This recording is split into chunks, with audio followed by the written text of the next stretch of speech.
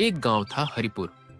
गांव छोटा था, लेकिन अपने रहस्यों और डरावनी कहानियों के लिए दूर दूर तक मशहूर। लोग कहते थे गांव के बाहर वाले पुराने पीपल के पेड़ के पास चुड़ैल का साया है। रात ढलते ही वहां से औरतों की हंसी और किसी के रोने की आवाजें सुनाई देती थी। लेकिन गांव के ज्यादातर लोग इसे अंधविश्वास मानकर नजरअंदाज कर देते थे। अर्जुन गांव का सीधा साधा बहादुर लड़का और अनवी होशियार जिज्ञासु लड़की जो हमेशा सच जानना चाहती थी। उस दिन दोनों खेतों से घर लौट रहे थे। आसमान पर हल्के बादल छाए हुए थे। अनवी ने धीरे से, अर्जुन तुझे भी सुनाई दे रही है ना ये आवाजें? जैसे कोई हमारे पीछे चल रहा हो। अर्जुन हाँ, सुनाई तो दे रही है, पर शायद कोई जानवर होगा। तू डर मत।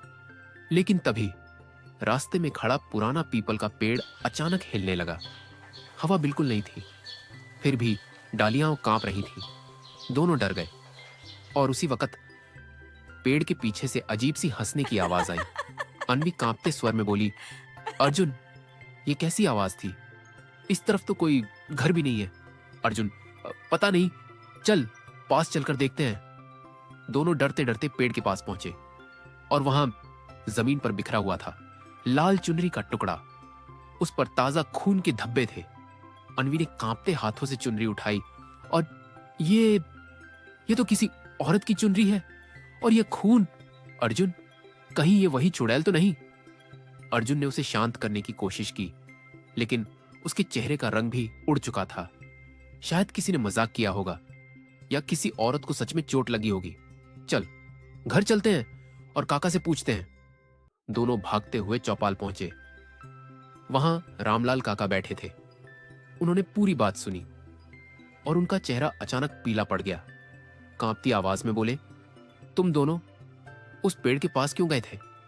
कितनी बार कहा है शाम के बाद उस तरफ मत जाया करो। वो कोई साधारण पेड़ नहीं है, वहां वो रहती है। अनवी ने डरते हुए पूछा। वो कौन? काका? रामलाल काका धीरे से बोले, चुड़ैल जिसने सालों पहले इस गांव की औरतों की जान ली थी। उसकी आत्मा उसी पीपल में बंधी है।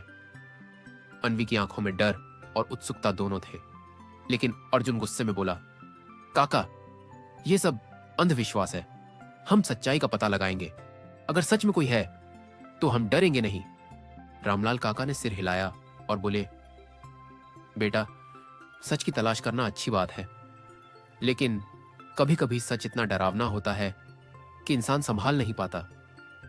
उस रात अर्जुन और अनवी ने कसम खाई वो इस रहस्य की जड़ तक जरूर जाएंगे, लेकिन उन्हें अंदाजा भी नहीं था कि ये जिज्ञासा उनकी जिंदगी की सबसे डरावनी गलती साबित होगी।